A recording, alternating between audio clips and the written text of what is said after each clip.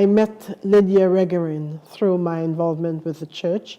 She was a Methodist, as I am, and her mother had been influenced by the Methodists in Bolivia, and so her mother taught her a lot about Christian service and Christian activity, and it was just about natural for her to be involved in social activism. It was a natural part of being a Methodist. You can't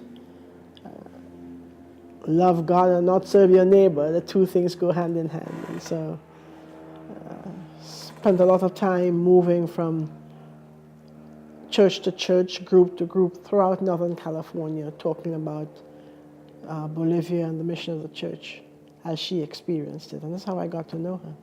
I met her when she was a teacher at one of our junior colleges. She taught at De Anza, I think it was at the time.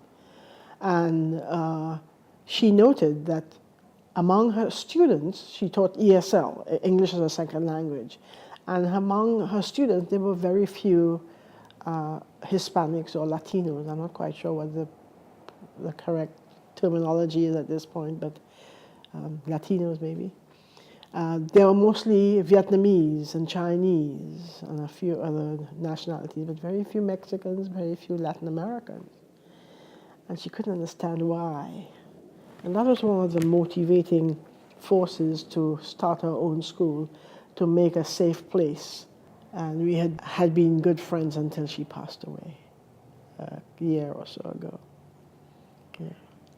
But she was a great believer in education and education's ability to transform lives. It was a key piece for her.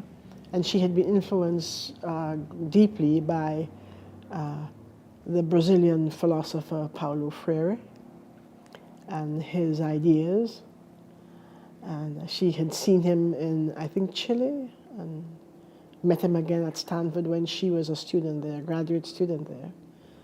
And so his thinking influenced her quite a bit. And one of the things you would hear her say from time to time was that in the teaching experience, the teacher teaches and the student listens, but the student also teaches and the teacher learns from the student.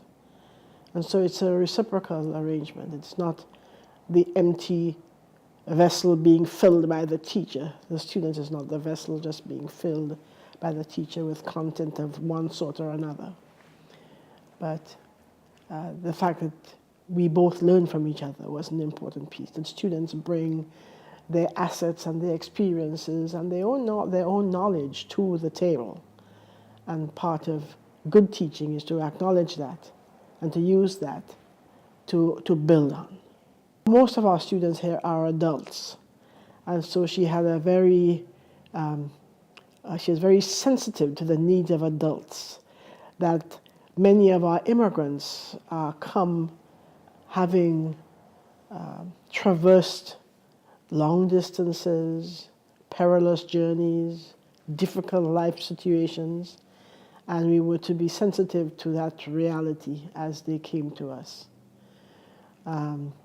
That teaching adults required that you teach material that is relevant to their lives, and material that they can use to transform their own lives as they begin to understand the situation in which they live. And so that's why you have our motto is education to transform lives.